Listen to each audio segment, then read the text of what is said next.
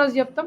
ఈ నెల రోజులు ప్రిపరేషన్ కోసం మా కార్యకర్తలందరూ తరలి రావడం కోసం, ప్రజల నుంచి ఫీడ్బ్యాక్ కోసం, అన్నిటికన్నా ఎక్కువ నా నిజామాబాద్ ప్రజల ఆశీర్వాదం కోసం ఈ నిజామాబాద్ నుండే మరి నేను ప్రకటన చేస్తా ఉన్నాను. ఎందుకంటే నేను ఒక సామాన్య తెలంగాణ ఉద్యమకారులుగా ఉన్నటువంటి నన్ను పార్లమెంట్కి పంపిరు మీరు ఆశీర్వదించి పార్లమెంట్కి పంపడంతో అక్కడ కొన్ని నేను సమస్యలు రేకెత్తగలిగిన, దేశమంతా ఇవాళ అనేక మంది మిత్రుల్ని పంపించుకోగలిగిన, సంపాదించుకోగలిగిన, అవి చేయగలిగిన అంటే మాత్రం కేవలం నిజామాబాద్ ప్రజల దీవెన్నే అని చెప్పి మనస్ఫూర్తిగా తెలియజేస్తూ, మరి మీరు ఇచ్చినటువంటి రాజకీయ అవకాశాలు అన్నింటిలో కూడా నేను పనిచేయడానికి ప్రయత్నం చేసిన. మరి ఇప్పుడు ఒక రాజకీయ సంస్థనే పెట్టబోతా ఉన్నాం.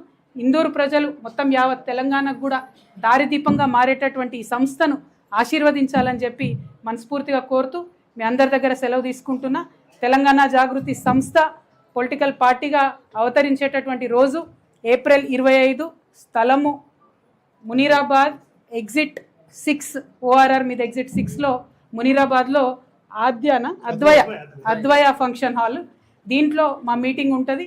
అదేవిధంగా మరి సమయం ఉదయం 8 గంటలకే ఉంది. నేను ముహూర్తాలు బలంగా నమ్ముతా కాబట్టి పొద్దున్నే ఉంది. కాబట్టి శ్రమ అనుకోకుండా కార్యకర్తలు, ప్రజలు అందరూ కూడా పెద్ద ఎత్తున తరలి రావాలని చెప్పి నేను కోరుతా ఉన్నాను. అదేవిధంగా just for the consumption of English and Urdu media, I want to request people of Telangana, please don't think politics is not our job. Definitely politics is our job. And politics is not rocket science. Even if it is rocket science, it is an imperative and important thing in our life which cannot be ignored. So we need to learn and understand the rocket science because politics influences every sector of our life. I appeal to the youngsters of Telangana, please don't lay your hands off and stay away from politics. Get involved in politics. Change politics. You have to be inside a political party or inside a political system to change the politics of the state. I am inviting the youngsters of Telangana.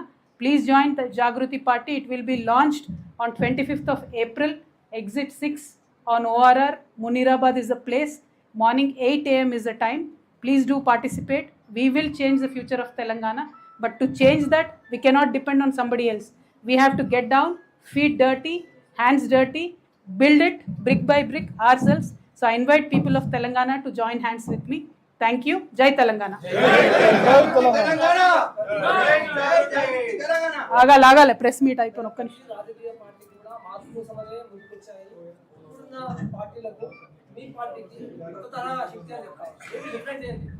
అంటే ఒక్కటే brother, నేను ఇప్పుడే యంగ్స్టర్స్కి చెప్పినట్టు ఎవరో పెట్టిన system మార్చాలనుకోవడం ఒక రకం, సంపూర్ణంగా దాన్ని ట్రాన్స్ఫార్మ్ చేయడం ఇంకొక రకం.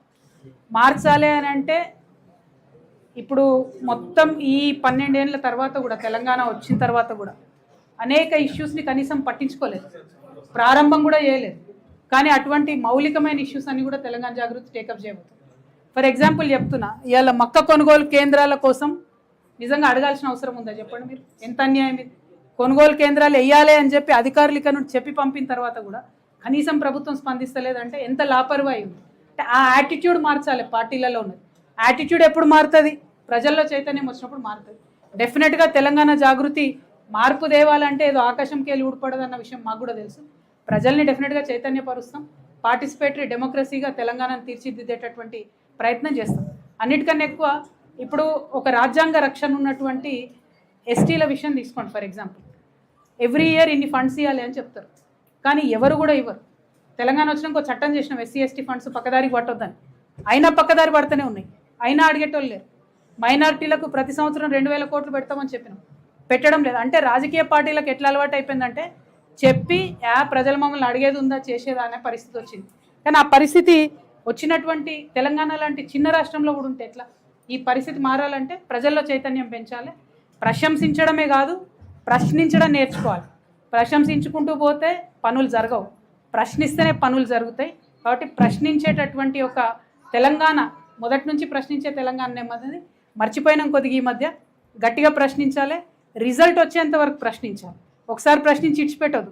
ఏమవుతుంది ఇవాళ రేపు రాజకీయ నాయకులు కూడా పొద్దుగాలు వేస్తే సాయంత్రం దాకా రీల్స్ చూస్తారు కదా, వాళ్ళు కూడా అసెంబ్లీలో కూర్చొని. సో మన బాధలు, మనకు సమస్యలు మర్చిపోతున్నారు. సో మర్చిపోనివ్వకుండా వెంటబడి అడగాలి. అటువంటి ఒక కొత్త రాజకీయ ఓరవాడికి తెలంగాణ జాగృతి శ్రీకారం చుడుతుంది. మీరు అన్నమాట 100% కరెక్ట్.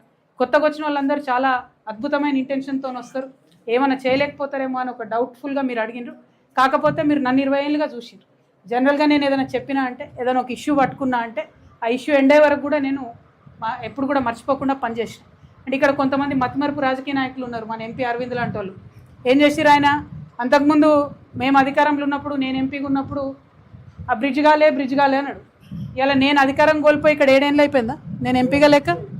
7 ఏళ్ళలో బ్రిడ్జ్ అయితేనే ఉన్నది. మరి ఎడవేండో ఎంపీ గారు ఏడ మర్చిపోయిండో తెలియదు. అంటే ప్రజా సమస్యల మీద ఎంత లాపర్వాయి అంటే, ఒకప్పుడు ఆపోజిషన్లు ఉన్నప్పుడేమో క్రిటిసిజం, గవర్నమెంట్లు ఉన్నప్పుడేమో ఎస్కేపిజం. సో దీంతో పని కాదు కదా. సో గవర్నమెంట్లో ఉన్న వాళ్ళు, బాధ్యత ఉన్న వాళ్ళు, అది బీజేపీ కావచ్చు, కాంగ్రెస్ కావచ్చు, వాళ్ళ మీద బలంగా కొట్లాడతాం, ప్రజా ఉద్యమాలను నిర్మాణిస్తాం, మార్పు చూపిస్తాం. మీకు ఖమ్మం ఎగ్జాంపుల్ తీసుకోండి, అట్లా మెనీ ఎగ్జాంపుల్స్ ఉన్నాయి.